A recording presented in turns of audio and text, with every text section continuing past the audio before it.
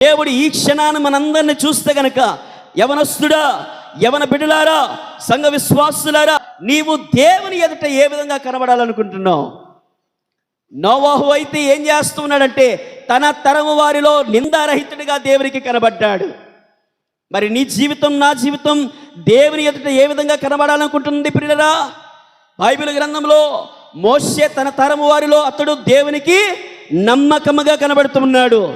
దావీదు తన తరము వారిలో దేవునికి హృదయానుసారుడిగా కనబడుతున్నాడు. యోబు తన తరము వారిలో దేవునికి యథార్థ ప్రవర్తన కలిగి జీవిస్తూ ఉన్నట్లు దేవునికి కనబడుతూ ఉన్నాడు. పిల్లరా, నోవాహు దినముల్లో అతడు దేవునికి తన తరములో ఏం చేస్తున్నాడంటే నిందారహితుడిగా కనబడుతూ ఉన్నారు. ప్రియులారా, ఈ రాత్రి దేవుడు నిన్ను చూస్తే దేవుని ఎదుట ఏ విధంగా కనబడాలనుకుంటున్నావు? దేవుని ఎదుట ఎవరైతే నిందారహితులుగా కనబడుతూ ఉంటారో దేవుడు వారితో మాట్లాడుతూ ఉంటారు. పిల్లరా, నమ్మిన వారి దేవునికి స్తోత్రం చేద్దాం. హల్లెలూయా. కాబట్టి నోవాహు తన తరములో తను ఎలా కనబడుతూ ఉన్నాడు? నిందారహితుడే కనబడుతూ ఉన్నాడు. నీ భర్తకి నువ్వు ఎలా కనబడితే మెచ్చుకుంటాడు? నీ భార్యకు నువ్వు ఎలా కనబడితే మెచ్చుకుంటావు? నీకంటూ ఒక గుణగణాలు ఉంటాయి కదా, నీకంటూ ఒక ఆలోచన ఉంటుంది కదా. మరి సర్వ సృష్టికర్త అయిన దేవాది దేవుడి దగ్గర మనము ఎలాగ ఉండాలో, ఆయన చూసిన మేరకు మనమందరం కూడా ఎలాగ ఉండాలో తెలుసా? ఇంపుగా కనబడాలి అనేది దేవుడు జ్ఞాపకం చేస్తూ ఉన్నాడు. పిల్లరా, నమ్మిన వారి దేవునికి స్తోత్రం చేద్దాం. హల్లెలూయా. నేను నిందారహితుడిగా కనబడాలనుకుంటున్నానండి. నేను ప్రార్థనా జీవితాన్ని నేను ఎంత కట్టుకుని దేవుని సన్నిధిలో ఆసక్తి కలిగి ఉన్నానో నా ఆసక్తి దేవునికి కనబడతాదండి అన్నవారు ఎవరైనా ఉన్నారా? పిల్లరా, ప్రశ్నించుకోండి. దేవుని సన్నిధిలో ఆత్మీయ కూటాలు 10 రోజులు జరిగాయి. 10 రోజులు అందించిన వర్తమానాలు మన జీవితానికి ఎంతో ప్రోత్సాహకరంగా ఉన్నాయి. ప్రతి దినము కూడా దేవుని యొక్క సన్నిధిలో ఎలా నడుచుకోవాలో దేవుడు మాట్లాడుతూ వస్తున్నాడు. పరిశుద్ధాత్మ దేవుడు మాట్లాడింపజేస్తున్నాడు. ఈ వాక్యములు విన్న నీ జీవితం దేవుని ఎదుట ఏ విధంగా కనబడుతుంది పిల్లరా? పోనీ 47 రోజులైన తర్వాత దేవుడు 47 రోజులు అయిపోయాయి, ఈ చివరిసారి నేను అక్కడ ఉంటాను, అక్కడ ఉండి నేను చూస్తాను అనంటే నీ జీవితం దేవుని ఎదుట ఏ విధంగా కనపరచాలనుకుంటున్నావు? నమ్మిన వారి దేవునికి స్తోత్రం చేద్దాం. హల్లెలూయా. కనుక ప్రియులారా, నోవాహు తన తరములో ఎలా కనబడుతున్నాడు? నిందారహితుడే కనబడుతున్నారు. ఈ తరము వారిలో మనం ఈ దేవుని ఎదుట ఏ విధంగా కనబడుతున్నాం? నాది పాప జీవితమేనండి, నేను అలాగే ఉంటానండి అని అంటే గనక జాగ్రత్త ప్రియులారా, దేవుడు నీతో మాట్లాడట్లే. నీతిమంతుడు అయితే, నిందారహితుడు అయితే దేవుడు ప్రతి క్షణము కూడా నీతో మాట్లాడని ఆశపడుతూ ఉన్నాడు. ఆ జీవితం లేకపోతే కనుక దేవుడు ప్రతి క్షణము మీతో మాట్లాడేవాడు కాదు పిల్లరా. ఆయన ఆకాశం నుండి చూస్తున్నప్పుడు నిందారహితులు ఎవరైతే ఉంటారో వారికి మాత్రమే దేవుని యొక్క ఆజ్ఞలను, రాబోయే ఉగ్రతను గురించి, రాబోయే విషయాల గురించి ఒకవేళ వాక్యం పట్ల ఆసక్తి కలిగి ఉంటే ఆయన ఏం చేస్తూ ఉంటారంటే నిందారహితులైన వారికి జ్ఞాపకం చేస్తూ ఉంటాడు. నమ్మిన వారి దేవునికి స్తోత్రం చేద్దాం ప్రియులారా. హల్లెలూయా. కనుక ప్రియులారా, మనం దేవుని ఎదుట ఏ విధంగా ఉంటున్నామో ఒకసారి జ్ఞాపకం చేసుకోవాలి. యేసు ప్రభువు వారి యొక్క కాలంలో సుంకరుడు, పరిసయ్యుడు కూడా దేవుని యొక్క సన్నిధిలోకి వెళ్ళాడంట. సుంకరి ఏం చేస్తున్నాడు? పరిసయ్యుడు ఏం చేస్తున్నాడు? పరిసయ్యుడు నిలబడి ఇచ్చినవన్నీ కూడా జ్ఞాపకం చేసుకుంటున్నాడంట.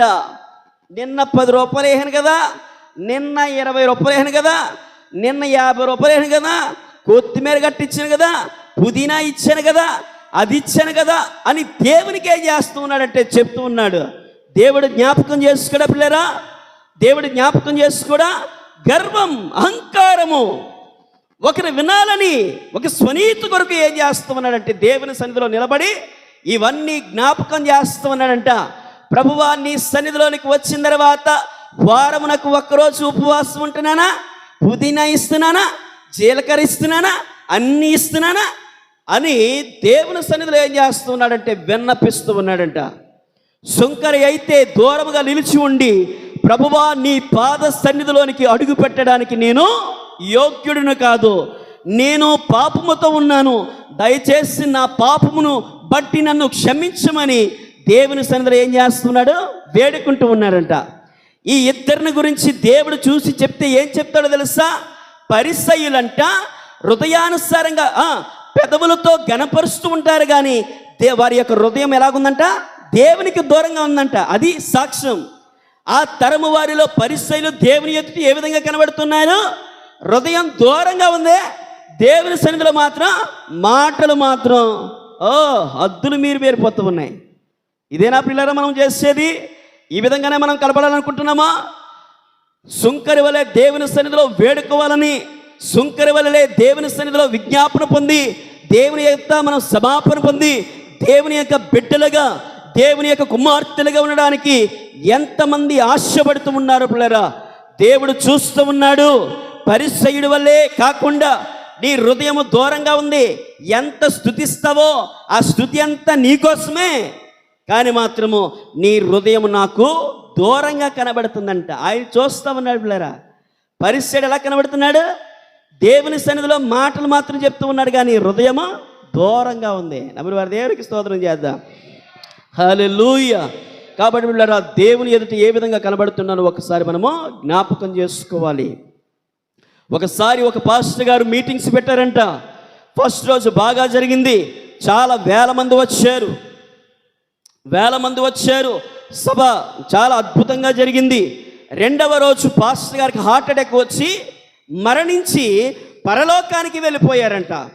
ఆ పరలోకంలో ఏం చేస్తూ ఉన్నాడు అంటే, దేవుణ్ణి ఈ విధంగా అడుగుతూ ఉన్నాడు, ప్రభువా మీటింగ్స్ పెట్టాను కదా, ఎంత భారము కలిగి ఎన్ని నెలలు పడి నేను ప్రయాసపడి ఉపవాస దీక్షతో ఈ మీటింగ్స్ కొరకు నేను ప్రయాసపడితే, మీటింగ్ జరుగుతూ ఉంటే మొదటి రోజు బాగా జరిగించావు, రెండవ రోజు నీ రాజ్యంలోనికి నన్ను పిలుచుకున్నావు ఎందుకు అయ్యా? రెండవ రోజు కూడికి జరుగుతుంది కదా అంటే, ఒకసారి రెండవ రోజు పోని ఆ కూడికి ఎలా జరుగుతుందో నేను చూస్తానని దేవుని అడిగిన తర్వాత దేవుడు ఏం చెప్పాడో తెలుసా? సరే, నీ మీటింగ్ ఎలా జరుగుతుందో, సభ ఎలా జరుగుతుందో పాస్టర్ గారికి చెప్పి చూడమని చెప్పాడంట భూలోకంలోకి. ఆ పాస్టర్ గారు పైనుండి భూలోకంలోనికి ఇలా చూస్తామన్నాడంట. యవనస్తులు అందరూ నిలబడ్డారు, కానీ పాస్టర్ గారికి ఒక్క స్వరమే వినబడుతుంది. మీకు అర్థమవుతుందా? యవనస్తులు అందరూ నిలబడ్డారు, కానీ ఒక్క స్వరమే దేవుని ఆ పాస్టర్ గారికి వినబడుతుంది. శారీరకంగా ఉన్నప్పుడు పాస్టర్ గారికి అందరూ నిలబడి పాడుతూ ఉన్నారు, కానీ ఇప్పుడు నిత్య మహిమలోనికి మహిమా రూపంగా వెళ్ళిపోయాడు కాబట్టి ఆ మహిమా రూపానికి ఏం కనబడుతుందో తెలుసా? ఎవరు?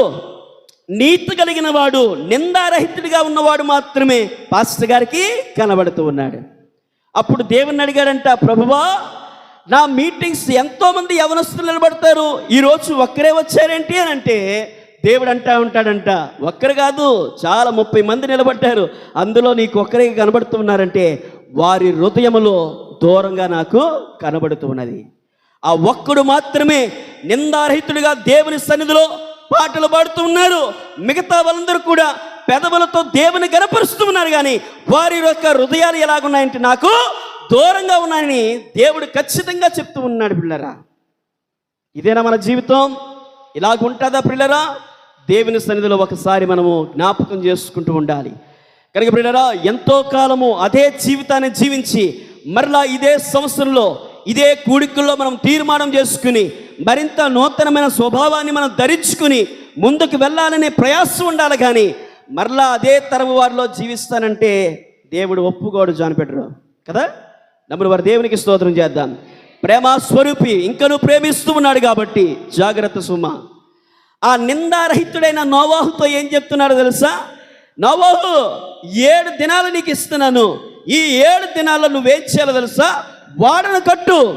ఆ వాడ ఎలాగ ఉండాలి అంటే 300 మూరలు పొడవు ఉండాలి, తర్వాత 50 మూరలు వెడల్పు ఉండాలి, 30 మూరలు ఎత్తు ఉండాలని నోవాహుకు చెప్పాడు. నోవాహు ఏం చేస్తాడో తెలుసా? నోవాహు వాడను కట్టాడు. ఈ వాడను కట్టిన తర్వాత నోవాహు నువ్వు వెళ్ళి సర్వ సృష్టికి ఎవరైతే మానవులు ఉన్నారో వారందరికీ హెచ్చరించు, రాబోయే ఉగ్రత నుంచి తప్పించుకోవడానికి ఇదిగో నేను ఓడను సిద్ధం చేస్తాను, ఆ ఓడలో ఎవరైతే ప్రవేశం చేస్తారో వారందరూ కూడా రక్షించబడతారు అని నోవాహుని హెచ్చరించమన్నాడు. నోవాహు వెళ్ళి ఏం చేశాడు పిల్లరా? హెచ్చరించాడు. ఎన్ని దినాలు గడువిచ్చాడు? 7 దినాలు గడువిచ్చాడు. ఆ 7 దినాల్లో ఏం చేయాలో తెలుసా? సమస్త జీవులు ఎవరైతే మాట వింటారో వారందరూ కూడా ఈ 7 దినాల్లో ఎక్కడికి వచ్చేయాలి? వాడలోనికి వచ్చేయాలి. వాడలోనికి వచ్చేయాలి. ఎవరైనా విన్నారా పిల్లరా? ఎవరు వినలేదు. ఎవరు దేవుని యొక్క మాటను స్వీకరించలేదు. గర్వంధులై ఉన్నారు. నరుల యొక్క హృదయము చెడిపోయినది కాబట్టి ఎవరు వెనక అశ్రద్ధ చేయడం బట్టి నోవాహు కుటుంబం ఒక్కటి మాత్రమే ఓడలోనికి ప్రవేశించింది. ఆ ప్రవేశించిన తర్వాత ఆ 7 దినములైన తర్వాత, ఈ మాట స్పష్టంగా జ్ఞాపకం చేసుకోండి, 7 దినాలని చెప్పాడు. ఆ 7 దినాలైన తర్వాత భూమి మీద ఏం కురుస్తుందో తెలుసా? ప్రచండమైన వర్షం కురిసిందంట. 40 పగళ్ళు 40 రాత్రులు ప్రచండమైన వర్షం కురుస్తూ ఉంటే వాళ్ళందరూ కూడా ఏమైపోయారంటే ఆ ప్రచండమైన వర్షములో నశించిపోయారు. నోవాహు యొక్క కుటుంబం మాత్రము దేవుని యొక్క సన్నిధి అనబడుతున్న వాడలో మాత్రము అలాగ ఉండి ఆ నీటిలో ఏం చేస్తున్నారంటే తేలతా ఉన్నారు పిల్లరా. ఆ నీటిలో ఏం చేస్తున్నారు? తేలతా ఉన్నట్లుగా దేవుని యొక్క లేఖన భాగంలో చాలా స్పష్టంగా మనకి కనబడుతుంది. కనుక ప్రియులారా, నిందారహితుడైన కుటుంబాన్ని దేవుడు ఏ విధంగా కాచి కాపాడుతున్నాడో తెలుసా? వర్తమానం అందించినా సరే కొంతమంది వినలేదు, కొంతమంది ధిక్కరించారు, దేవుని యొక్క మాటను పెడచెవిని పెట్టారు. వారందరూ కూడా ఏమయ్యారు? నశించిపోయారు. వారందరూ కూడా మరణమైపోయారు.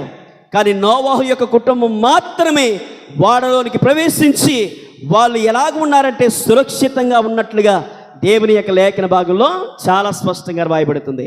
నమ్మిన వారి దేవునికి స్తోత్రం చేద్దాం. హల్లెలూయా. కనుక పిల్లరా, దేవుని ఎదుట మనం ఎలా కనబడాలో తెలుసా? నిందారహితుడిగా కనబడాలి. దేవుడు మాట్లాడాలన్నా, దేవుని యొక్క కార్యము జరగాలన్నా, దేవుని యొక్క జ్ఞానము పొందాలన్నా దేవుని ఎదుట మనం ఎలాగ ఉండాలంటే నిందారహితుడై మనం కనబడితే గనక దేవుడు సర్వమును కనుదృష్టి నీ మీద ఉంచి అదిగో నోవాహు కుటుంబాన్ని ఆ జలప్రలయంలో, ఆ ప్రచండమైన వర్షములో, ఆ అపాయంలో ఎలాగైతే కాపాడాడో నా కుటుంబం కూడా అలాగే కాపాడుతూ ఉంటాడు పిల్లరా. నమ్మిన వారి దేవునికి స్తోత్రం చేద్దాం. హల్లెలూయా. రాబోయే దినాలు చాలా భయంకరమైనవి. ఈ భయంకరమైన దినాల్లో మనము కుమిలిపోకుండా, నేరసిల్లిపోకుండా, ఆ దినాల్లో భయంకరమైన దినాలు చూడకుండా మనం ఎలాగుండాలో తెలుసా? దేవుని యొక్క ఉగ్రతను అనుభవించకుండా దేవుని సన్నిధికి మనము నిందారహితులై కనబడాలి. అసలు నోవాహు నిందారహితుడై కనబడడానికి కారణం ఏంటి? అలా నిందారహితుడై ఉండడానికి గల కారణం ఏంటో 3 విషయాలు మీకు జ్ఞాపకం చేసి నా మాటల ముగింపులోనికి నేను తీసుకుని వస్తున్నాను. మొట్టమొదటిగా చూడండి, అదే 6వ అధ్యాయము 9వ వచనాన్ని చదివితే గనక దేవుని యొక్క వాక్యం ఏం సెలవిస్తుందో తెలుసా? నోవాహు నిందారహితుడిగా కనబడడానికి గల కారణం ఏడో తెలుసా? అతడు దేవునితో ఏం చేస్తున్నాడు? నడిచాడు. మనం ఎన్ని దినాలు ఈ కూడికల్లో నడుస్తూ ఉంటామో అంత పవిత్రత మనం పొందుకుంటాం పిల్లరా. ఎంతగా నడుస్తామో అంత జ్ఞానాన్ని పొందుకుంటాము. ఎంత బలంగా దేవుని సన్నిధిలో కొనసాగుతూ ఉంటామో అంత ఆత్మీయత మనం సంపాదించుకుంటాము. నోవాహు చెడుతరము వారందరిలో కూడా పక్కన పెట్టి ఇతడు ఏం చేస్తున్నాడు అంటే నిందారహితుడు అవడానికి గల కారణం ఏంటో తెలుసా? అతడు దేవునితో ఏం చేస్తున్నాడు? నడిచాడు. కనుక పిల్లరా, జ్ఞానము కలిగిన వానితో సాంగత్యం చేస్తే జ్ఞానము కలిగిన వాడు అవుతాడు. దుష్టుడితో సంగత్యం చేస్తే దుష్టుడే అయిపోతాడు. కనుక పిల్లరా, ఈ లోకంలో మనం ఎవరితో సాంగత్యం చేయాలో అది మనకి ప్రశ్న పిల్లరా. కానీ దేవునితో నడిచేవాడు ఎప్పుడు కూడా ఏం చేస్తూ ఉంటాడంటే నిందారహితుడిగా ఏం చేస్తూ ఉంటాడంటే పిలువబడుతూ ఉంటాడు. నీతిమంతుడిగా దేవుని దగ్గర కనబడుతూ ఉంటాడు. నమ్మిన వారి దేవునికి స్తోత్రం చేద్దాం. నోవాహు కుటుంబం రక్షించబడడానికి గల కారణం ఏంటో తెలుసా? అతడు దేవుని ఎదుట నిందారహితుడిగా కనబడుతున్నాడు. నిందారహితుడిగా కనపడడానికి గల కారణం ఏంటి అని మొట్టమొదటి యొక్క వచనాన్ని మనం చదివితే గనక 6వ అధ్యాయం 9వ వచనంలో రాయబడుతున్న మాట ఏంటో తెలుసా? అతడు దేవునితో నడిచినవాడు అని దేవుని యొక్క లేఖన భాగంలో చాలా స్పష్టంగా రాయబడింది. అదర్ ట్రాన్స్లేషన్లో ఏముందో తెలుసా? దేవునితో నడడం అంటే దేవుని యొక్క సహవాసంలో ఉన్నాడంట. అది దాని అర్థం. సహవాసం, దేవుని యొక్క సహవాసం అంటే ఏది? ఇదే పిల్లరా దేవుని యొక్క సహవాసం అంటే. అలా నడుచుకున్నాడు కాబట్టి అతడు దేవుని ఎదుట నిందారహితుడిగా మొట్టమొదటిగా కనబడుతూ ఉన్నట్లుగా దేవుని యొక్క లేఖన భాగంలో చాలా స్పష్టంగా మనకి కనబడుతుంది. నమ్మిన వారు దేవునికి స్తోత్రం చేద్దాం. హల్లెలూయా. కనుక పిల్లరా, రెండవ మాట నేను మీకు జ్ఞాపకం చేస్తున్నాను. చూడండి, పేతురు రాసిన రెండవ పత్రిక 2వ అధ్యాయము 5వ వచనాన్ని చదివితే గనక, నోవాహు దేవుని ఎదుట నిందారహితుడై ఉండడానికి గల కారణం ఏంటో తెలుసా? 2వ మాట చివరి యొక్క వచనం చదవండి. భక్తిహీనులు సమూహానికి అతడు నీతిని ప్రకటించి మరి 7గురిని ఏం చేస్తాడు పిల్లరా? రక్షించుకొని ఉన్నాడు. నమ్మిన వారి దేవునికి స్తోత్రం చేద్దాం. హల్లెలూయా. పేతురు రాసిన రెండవ పత్రిక 2వ అధ్యాయము 5వ వచనాన్ని చదివితే కనుక అందులో ఒక మాట ఈ విధంగా రాయబడుతూ ఉంది. నోవాహు నిందారహితుడై ఉండడానికి గల కారణం ఏంటో తెలుసా? అతడు సహవాసం చేస్తూ దేవునితో నడుస్తూ ఏం చేస్తాడో తెలుసా? దేవుని గురించి సత్యమును ప్రకటించాడు. సత్యమునే ప్రకటన చేశాడు. మిగతా వాళ్ళందరూ కూడా అది సత్యము కాదేమో, అసత్యమేమో అనుకున్నారు. కానీ నోవాహు మాత్రము సత్యమే ప్రకటన చేశాడు, సత్యమే బోధించాడు. అలా సత్యమును బోధించి ఎంతమంది రక్షించుకున్నాడంట? మరో 7గురు రక్షించుకున్నాడు. అంటే నోవాహుతో కలిపితే ఎంతమంది? 8 మంది ఆ సత్యమును బట్టి, దేవుని యొక్క వాక్యము ఆ సత్యమును బట్టి ఎంతమంది రక్షించబడ్డారు? 8 మంది రక్షించబడ్డారంట. మిగతా వాళ్ళందరూ కూడా ఏమైపోయారు? చెడ్డతరమంతా కూడా నాశనమయ్యారు. వారి దేవునికి స్తోత్రం చేద్దాం. హల్లెలూయా. కనుక పిల్లరా, దేవుని యొక్క వాక్యంలో చాలా స్పష్టంగా రాయబడుతుంది. దేవుని యొక్క వాక్యము సత్యము. ఈ సత్యాన్ని ఎవరైతే స్వీకరిస్తూ ఉంటారో వారందరూ కూడా దేవుని ఎదుట ఎలా కనబడతారు? నిందారహితులై కనబడతారు. వారి దేవునికి స్తోత్రం చేద్దాం. హల్లెలూయా. తరువాత పిల్లరా, 3వ విషయాన్ని మీకు జ్ఞాపకం చేస్తూ ఉన్నాను. అదే 6వ అధ్యాయము 8వ వచనాన్ని చదివితే గనక చూడండి పిల్లరా, నోవాహు యెహోవా దృష్టి యందు కృప పొందినవాడాయను. నమ్మిన వారి దేవునికి స్తోత్రం చేద్దాం. హల్లెలూయా. కనుక పిల్లరా, మొట్టమొదటిగా దేవుని యొక్క సహవాసములో ఉన్నాడు. రెండో విధంగా సహవాసములో ఉండి ఏం నేర్చుకుంటున్నాడో అదే సత్యాన్ని బోధించాడు. ఆ సత్యాన్ని బోధిస్తున్న నోవాహు పట్ల దేవుని యొక్క కృప అతని మీద ఉందంట. కృప అంటే దేవుని యొక్క దయ అతని మీద ఉన్నట్లు పిల్లరా, దేవుని యొక్క దయ ఉన్నట్లు. ఎందుకో తెలుసా? ఈ తరము వారిలో అందరూ చెడిపోతూ ఉన్నారు, కానీ నోవాహు మాత్రము నిందారహితుడే కనబడుతూ ఉన్నాడు. అలా కారణం